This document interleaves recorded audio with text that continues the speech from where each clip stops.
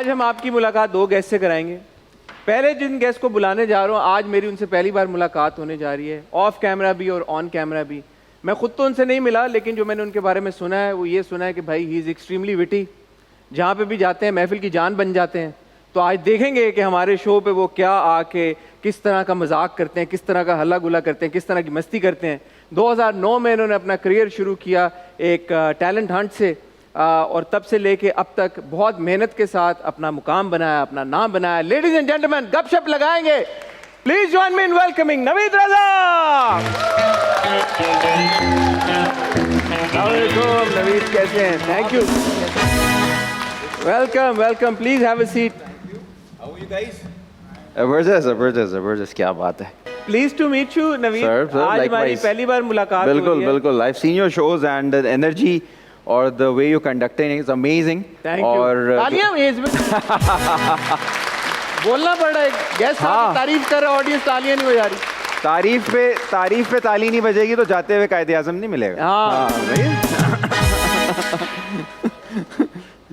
अच्छा, मैंने आपके बारे में जितना सुना इर्द गिर्द के लोगों से, वो कह रहे हैं you have a fantastic sense of humour.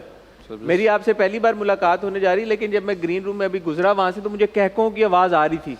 तो ये क्या है आपका सेंस ऑफ ह्यूमर? बड़ा अप्रिशिएट किया जाता है यार। सेंस ऑफ ह्यूमर वहाँ आप किक इन होता है जहाँ पे अच्छे दोस्त मिल जाते हैं, जहाँ वो एनर्जीज मैच इन कर जाती हैं, सारे अच्छे दोस्त। मेरी और आपकी तो दोस्ती अभी नहीं हुई है यार, तो आज नहीं किक इन करेंगे? आज हो जाएगी। I hope.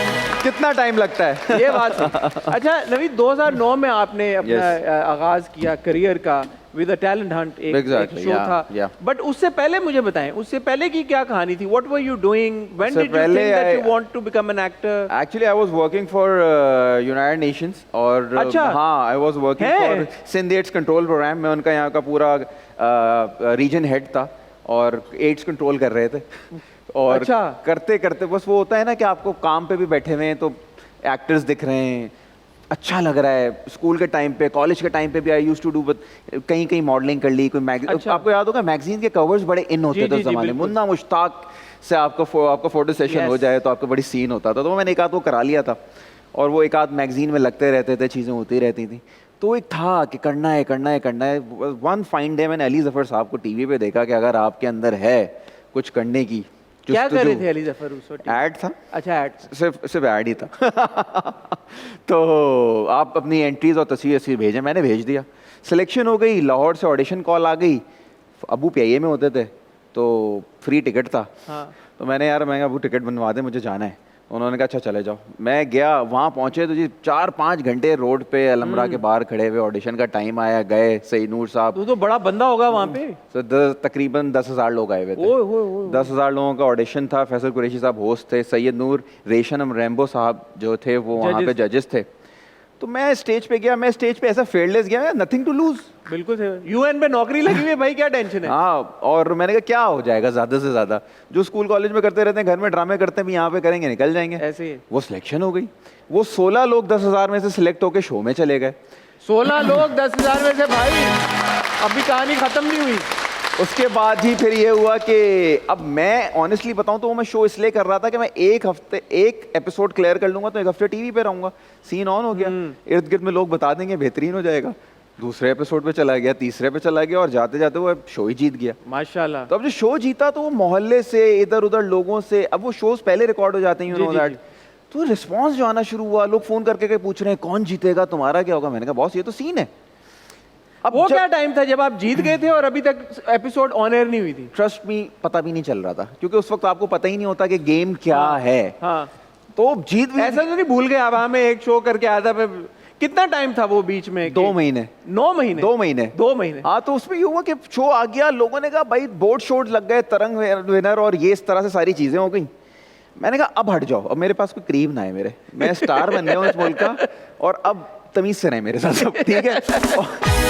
ऑफिस में भी मैंने टेंटरम देने शुरू कर दी। मैं 2-3 महीने हूँ, मैं छोड़ रहा हूँ। हाँ। मुझे नहीं करना काम। तो सरकारी नौकरी थी, मैंने छोड़ रहा हूँ मैं, बस मुझे नहीं करना, मैं आ नहीं सकूंगा। तो मेरे को बहुत काम होगा। अब होती है कहानी शुरू। हाँ। सैयद नूर साहब की थी फिल्म प्राइस ऑफ ऑनर, जो आज तक रिलीज नहीं हुई है। अच्छा। मुख्तार माई के ऊपर बनी थी वो। अच्छा। तो मैं गया, मैंने जाती फिल्म पे काम वाम शुरू किया और मैंने कहा मैं इस वक्त फिल्म का हीरो हूँ, गेम। मैं फिल्म से वापस आया, मैं कहा अभी तरंग विनर हूँ, फिल्म करके आया हूँ, फोन बस बजने ही बजने हैं और इतना काम होना है कि आपकी खैर है। 3 महीने तक किसी ने मुंह ही नहीं लगाया। ठीक है। अब मैं कह रहा हूँ यार ये ऐसे ही होता है। अब फैसल भाई शो के होस्ट थे, 2-3 लोग और थे जिन शो पे आए थे, सलाम दुआ हो गई थी, मैं उनको फोन करके तंग कर, बॉस ऐसे ही होता है। अरे नहीं आएगी, बॉस ऐसे होता है, नहीं अरे कह रहे हैं ना आएगी ना यार। अच्छा, मैंने कह रही क्या हो रहा है। वन फाइन डे हुमायूं भाई हमारे शो पे आए थे। अच्छा। तो उन बहुत अच्छे से मिलते हैं। हुमायूं भाई समवन जिन्होंने बड़ा लोगों को अप्रिशिएट करते हैं और काम देते हैं। No doubt. हुमायूं भाई ने कहा था मेरे पास 6 सिग्मा आना तुम। मैंने कहा ठीक है। मैं 6 सिग्मा चला गया। मेरा एक्टर जो है ना खत्म होता जा रहा था अंदर से। मैंने कहा यार ये सीन क्या है, कोई मुंह ही नहीं लगा रहा है, मैं तो स्टार हूँ इस वक्त। तो मैं हुमायूं भाई के पास गया, मैं मिला उनसे। मैंने कहा हुमायूं भाई वो आप आए थे शो पे, आपको याद है? मैं कहा हाँ तुम याद हो। मैंने कहा आपने कहा था कि मिलना। हाँ, इत्तेफाक से महमूदाबाद की मलकाएं की कास्टिंग हो रही थी, जिसमें सज्जल, मैं, सबूर, वी ऑल डेब्यूटेड। उसमें मैं कास्ट हो गया। एक्चुअली तो मेरा काम उससे शुरू हुआ। और 6 सिग्मा के साथ आपका ऐसा कोई ताल्लुक कायम रहा? अभी भी आप अदावत 6 सिग्मा का कर रहे हैं? अभी मैं उनके साथ तो बैक टू बैक काम करता हूँ। दे आर फैमिली और सना, समीना, हुमायूं भाई वो हमेशा इतना प्यार करते हैं, इस तरह से करते हैं कि उनके साथ वो वाला तो और कहीं से फिर कॉलेज वाले क्या आए वो बताए ना। फिर भाई ये हुआ कि महमूदाबाद की मलकाएं एक्चुअली चला, तो फिर कॉल्स आनी शुरू हुई और फिर काम शुरू हुआ। और तो एक्चुअली मेरा डेब्यू मैं कहता हूँ मेरा 6 सिग्मा और हुमायूं भाई की तरफ वजह से हुआ। वो तो चैप्टर क्लोज हो गया था। उसने हम सब बहुत सारे लड़कों को होप दी। उसने हमारे बहुत सारे लड़कों को ये हुआ कि यार हम रोड से उठ के भी कोई भी कुछ भी कर सकता है। लेकिन हुआ ये एटलीस्ट मैं इन लोगों तक उस शो से पहुंच सका। वही बात है ना कि वो आपको एक वो स्टेपिंग स्टोन। लेकिन मुझे ऐसा लगता है कि इस तरह के शोज को और ब्रांड्स को सीरियसली लेना चाहिए बिल्कुल। कि आपने जब एक लड़कों को स्टार बनाने की कोशिश की है ना, तो उनको पहुंचाएं भी वहां तक, तो ताकि लोगों में हो कि यार हम रोड से उठ के आगे कर सकते हैं। लेकिन I think now it's very difficult. Struggle करते रहें। आप, मुझे लगता है काम करना शुरू करना आसान है, ब्रेक तो आपको कोई भी दे देता है। आपको बिठा के आपसे काम कोई भी करा लेगा, उसके बाद है टास्क। अच्छा, लेकिन मुझे लगता है कि ये भी कुछ लकी लोगों के लिए ऐसा मुमकिन हो सकता है कि उनको काम मिल जाए कहीं से। जी हाँ। जैसे ये आपने बात की कि टैलेंट शोज की अहमियत, ये बहुत ज़रूरी है। बिकॉज अक्सर हमें भी मैसेजेस भी आते हैं, यहाँ पे भी ऑडियंस मेंबर्स आते हैं, बहुत सारे लड़के लड़कियाँ काम करना चाहते हैं, उन्हें रास्ता ही नहीं मालूम। अब देखिए ना, 1, 2 या 3 सीजन के बाद इस तरह के शोज डिसअपीयर्ड।